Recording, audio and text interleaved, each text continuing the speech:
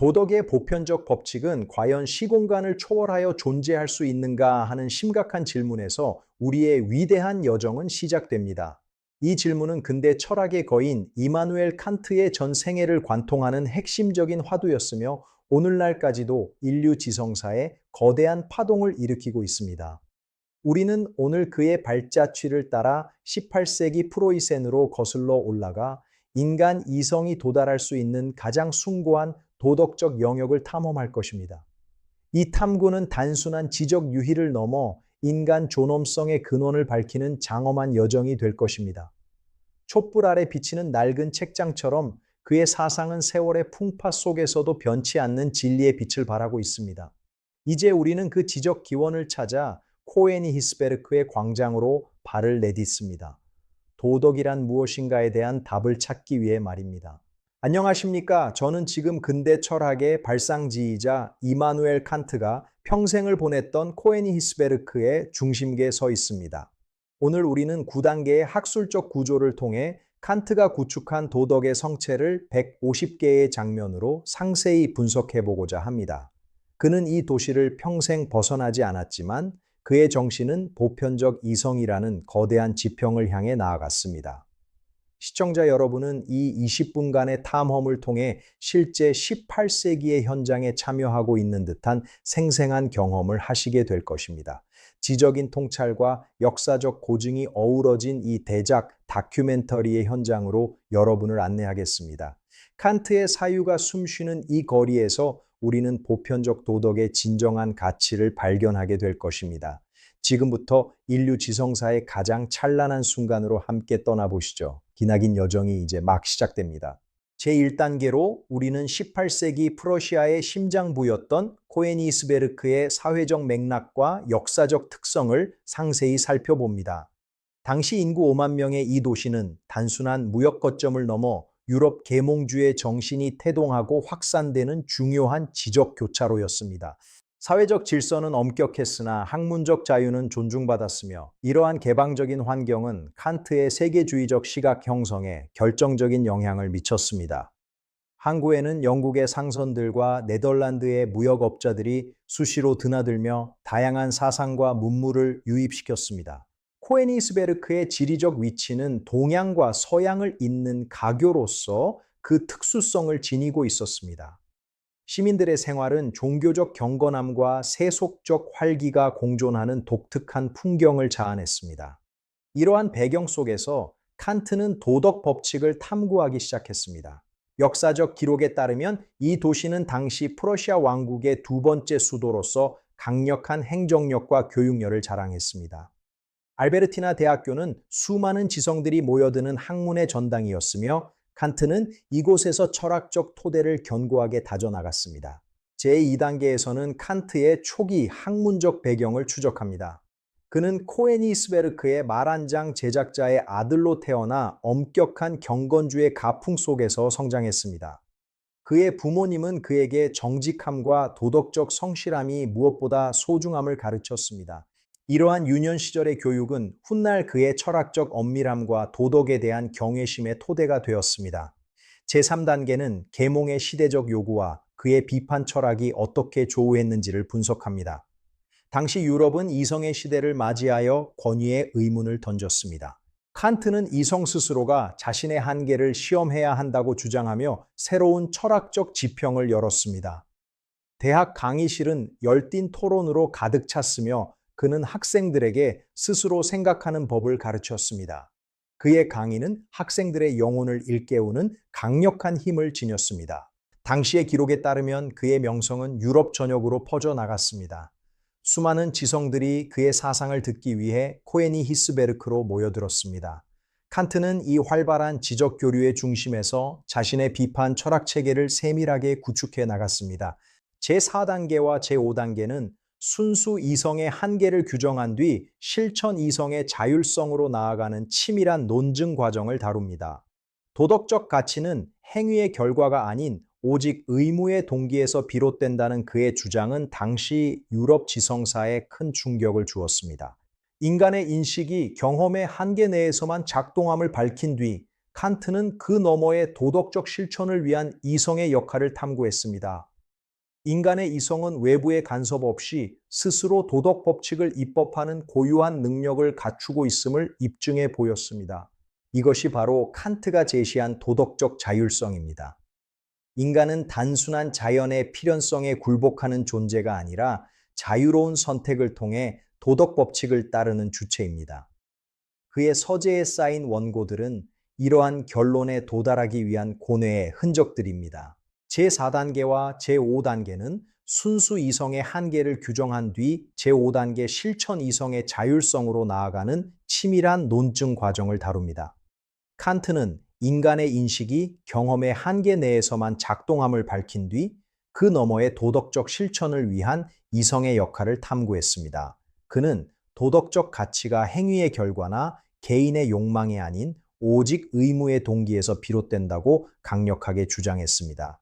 이를 입증하는 데이터에 따르면 인간의 이성은 외부의 간섭 없이 스스로 도덕 법칙을 입법하는 고유한 능력을 갖추고 있습니다.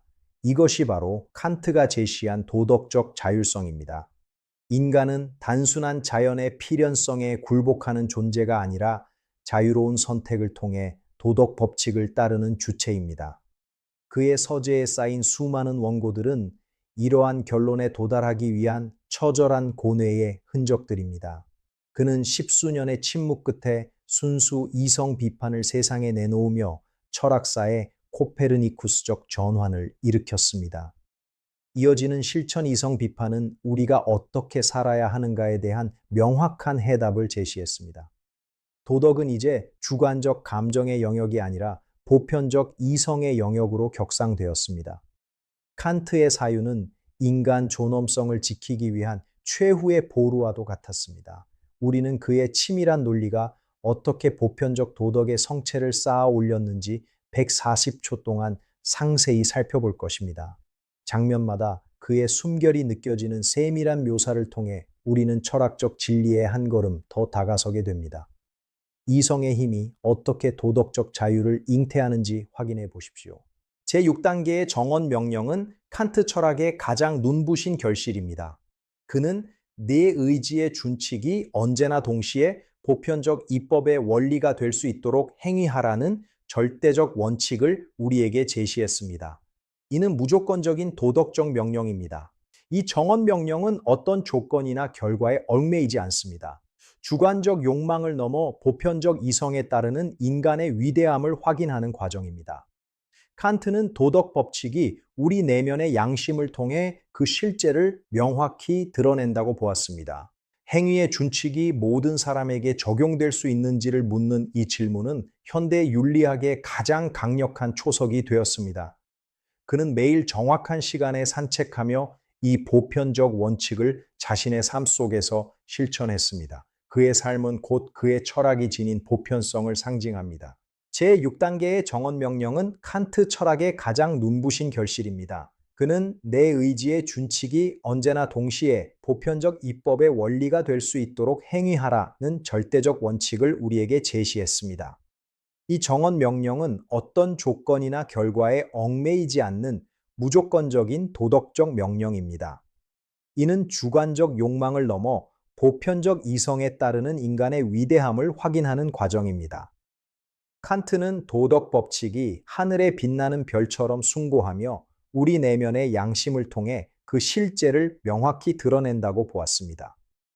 행위의 준칙이 모든 사람에게 적용될 수 있는지를 묻는 이 질문은 현대 윤리학의 가장 강력한 초석이 되었습니다. 그는 매일 정확한 시간에 산책하며 이 보편적 원칙을 자신의 삶 속에서 실천했습니다. 코에니 히스베르크 시민들은 그의 산책 시간에 맞춰 시계를 맞췄을 정도로 그의 삶은 규칙적이고 정연했습니다. 이는 곧 그의 도덕 철학이 지닌 보편성과 엄밀함을 상징하는 상징적인 모습입니다. 우리는 그의 산책로를 따라가며 보편적 도덕 법칙이 어떻게 우리의 일상 속으로 새우며드는지 140초 동안 목격하게 될 것입니다. 모든 장면은 당시의 풍경을 철저히 고증하여 재현되었습니다. 도덕적 명령은 강요된 외적 규율이 아니라 우리 이성이 스스로에게 부여하는 숭고한 약속입니다. 칸트가 발견한 이 보편적 지평 위에서 인간은 비로소 진정한 자유를 얻게 됩니다. 지성의 힘이 도덕적 행위로 승화되는 그 찬란한 과정을 함께 지켜봐 주십시오. 제7단계에서는 칸트 인격주의의 정수를 분석합니다. 그는 인성을 언제나 동시에 목적으로서 대우하고 결코 단순한 수단으로서 대우하지 않도록 행하라고 가르쳤습니다. 이는 인간을 도구로 전락시켜서는 안 된다는 존엄성을 선언한 것입니다. 당시 사회상은 계층 구분이 존재했지만 칸트는 모든 인간이 그 자체로 절대적인 가치를 지닌다는 평등한 존엄성을 강조했습니다. 이러한 인격주의는 현대 인권 사상의 핵심 토대가 되었으며 타인에 대한 존중은 도덕적 의무임을 명확히 했습니다. 제7단계에서는 칸트 인격주의의 정수를 분석합니다. 그는 너 자신이나 제3자의 인격에 있어서 인성을 언제나 동시에 목적으로서 대우하고 결코 단순한 수단으로서 대우하지 않도록 행하라는 제2정식을 제시했습니다. 이는 인간을 결코 도구로 전락시켜서는 안 된다는 절대적인 존엄성을 선언한 것입니다. 당시 코에니스베르크의 사회상은 계층 간의 구분이 존재했지만 칸트의 사상은 모든 인간이 그 자체로 절대적인 가치를 지닌다는 평등한 존엄성을 강조했습니다. 이러한 인격주의는 현대 인권 사상의 가장 핵심적인 토대가 되었습니다. 그는 타인에 대한 존중이 단순한 예의나 동정심을 넘어선 도덕적 의무임을 명확히 했습니다. 인격은 가격을 매길 수 없는 존엄함을 지니고 있으며 이는 보편적 이성을 지닌 모든 존재에게 부여된 신성한 속성입니다. 광장에서 오가는 시민들의 모습 속에서 우리는 서로를 목적으로 대우하는 도덕적 주체들의 조화로운 공존을 상상해 봅니다. 칸트의 사상은 봉건적 질서를 타파하고 근대 시민사회의 윤리적 기틀을 마련했습니다. 우리는 140초의 시간 동안 인간 존엄성의 진정한 의미를 시각적으로 체험하게 될 것입니다. 모든 장면은 당시의 생활상을 세밀하게 고증하여 재현되었습니다. 인간이 인간을 어떻게 대우해야 하는가에 대한 칸트의 답은 오늘날에도 여전히 유효한 울림을 줍니다. 우리 내면의 존엄함을 일깨우는 그 감동적인 현장으로 여러분을 초대합니다. 인격의 광채가 빛나는 그 순간들을 함께 해보십시오. 제8단계의 목적의 왕국 개념은 모든 이성적 존재가 서로를 목적으로 대우하는 이상적인 도덕 공동체를 상징합니다. 칸트는 모든 구성원이 스스로 법을 만드는 입법자인 동시에 그 법에 복종하는 신민으로서 공존하는 평화로운 세계를 꿈꿨습니다. 이는 현대 민주주의의 협치와 연대의 사상적 뿌리가 되었습니다. 목적의 왕국에서 각자의 주관적 목적들은 보편적 도덕 법칙 아래서 조화를 이룹니다. 칸트의 사유는 개인의 도덕성을 넘어 공동체의 윤리적 완성으로 나아갔던 것입니다. 제8단계의 목적의 왕국 개념은 모든 이성적 존재가 서로를 목적으로 대우하는 이상적인 도덕 공동체를 상징합니다. 칸트는 이 왕국에서 모든 구성원이 스스로 법을 만드는 입법자인 동시에 그 법에 복종하는 신민으로서 공존하는 평화로운 세계를 꿈꿨습니다. 이는 현대 민주주의의 협치와 연대의 사상적 뿌리가 되었습니다. 목적의 왕국에서 각자의 주관적 목적들은 보편적 도덕 법칙 아래서 조화를 이룹니다. 우리는 시청 광장에 모여 공동의 선을 위해 토론하는 시민들의 모습에서 이 이상향의 단면을 봅니다. 칸트의 사유는 개인의 도덕성을 넘어 공동체의 윤리적 완성으로 나아갔습니다. 이러한 상호 존중의 공동체는 인류가 지향해야 할 궁극적인 도덕적 지표입니다. 그는 도덕이 결코 고립된 개인의 문제가 아니라 우리 모두가 함께 구축해야 할 사회적 성체임을 강조했습니다. 코에니 히스베르크의 질서 정연한 모습은 이러한 공동체적 이상의 지상적 실현을 꿈꾸게 했습니다. 우리는 140초 동안 이 조화로운 세계의 비전을 시각적으로 탐험할 것입니다. 모든 장면은 당시의 기록을 바탕으로 세밀하게 고증되었습니다. 목적의 왕국은 먼 미래의 환상이 아니라 우리 각자가 도덕적으로 행동할 때 지금 여기에서 시작되는 현실입니다. 서로의 권리를 존중하고 의무를 다하는 시민들의 역동적인 모습 속에서 칸트가 보았던 희망을 발견해 보십시오. 인류 공동체의 위대한 비전이 펼쳐지는 그 장엄한 순간을 함께하고 계십니다. 마지막 제9단계는 칸트의 보편적 도덕이 현대 사회의 법치주의와 국제 평화 사상에 미친 기여를 총정리합니다. 특히 그의 영구 평화론은 전쟁을 억제하고 평화적 공존을 도모하기 위한 국제연합 창설에 결정적인 이론적 토대를 제공했습니다. 보편적 도덕은 오늘날 복잡한 윤리적 갈등 속에서도 우리에게 변치 않는 이정표를 제시하고 있습니다. 그의 사유는 현대의 법전 속에 그리고 국제적인 협력의 현장 속에 생생하게 박동하고 있습니다. 데이터로 입증된 그의 사상은 인류의 자산입니다. 코에니 히스베르크에서 시작된 작은 발걸음이 전 세계를 잇는 평화의 가교가 된 것입니다. 우리는 이 위대한 사상의 영속성을 목격했습니다. 칸트가 꿈꿨던 평화로운 세계는 이제 우리의 책임으로 남겨져 더 나은 미래를 향해 나아갈 힘을 줍니다. 마지막 제9단계는 칸트의 보편적 도덕이 현대 사회의 법치주의와 국제 평화 사상에 미친 실제적인 기여를 총정리합니다. 그의 철학은 단순한 학문적 성과를 넘어 인류 공동체가 나아가야 할 보편적 가치의 표준을 정립했습니다. 특히 그의 영구 평화론은 전쟁을 억제하고 평화적 공존을 도모하기 위한 국제연합의 창설에 결정적인 이론적 토대를 제공했습니다.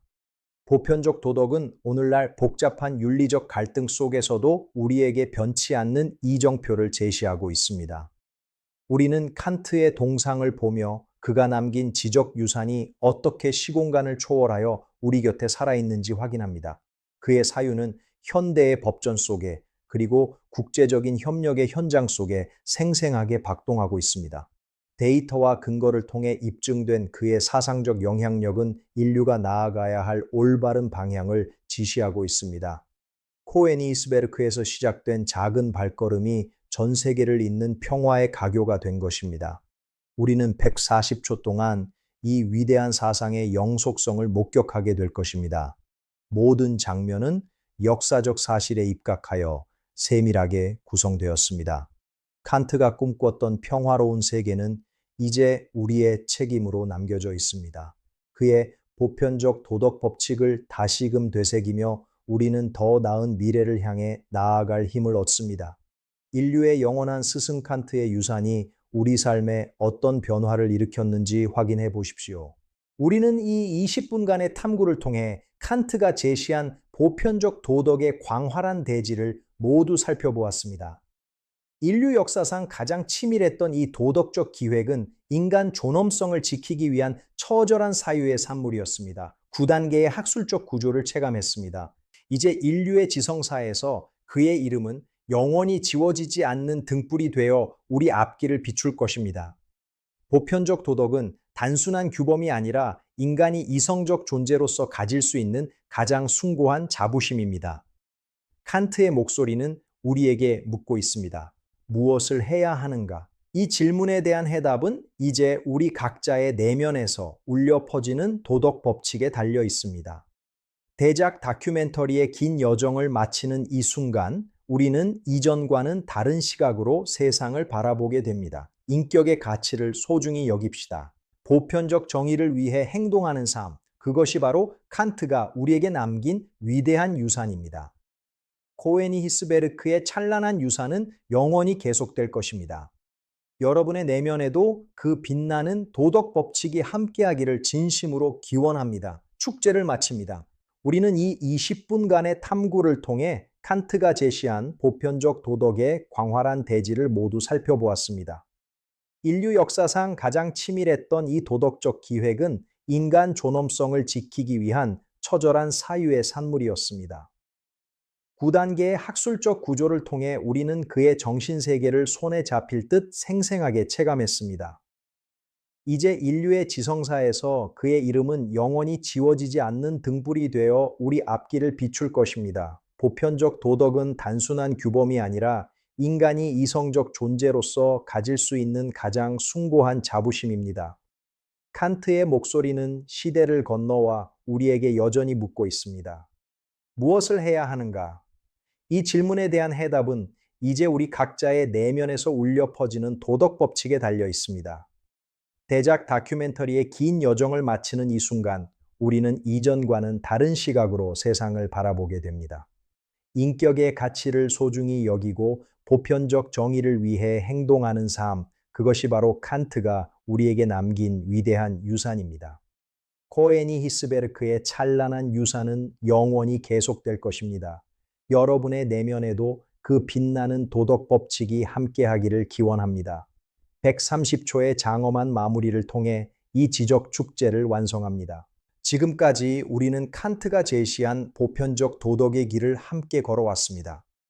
그의 사유는 오늘날의 우리에게도 무엇이 옳은 길인가에 대한 명확한 이정표를 제시하고 있습니다. 20분이라는 긴 시간 동안 이 위대한 지적 여정에 동행해 주신 시청자 여러분께 진심으로 존경의 마음을 표합니다. 영상이 유익하셨다면 채널 성장을 위해 구독과 좋아요를 눌러주시기 바랍니다. 감사합니다. 더욱 깊이 있는 콘텐츠로 다시 찾아뵙겠습니다. 안녕히 계십시오. 무한한 이성의 힘이 여러분과 함께하기를 기원합니다. 감사합니다.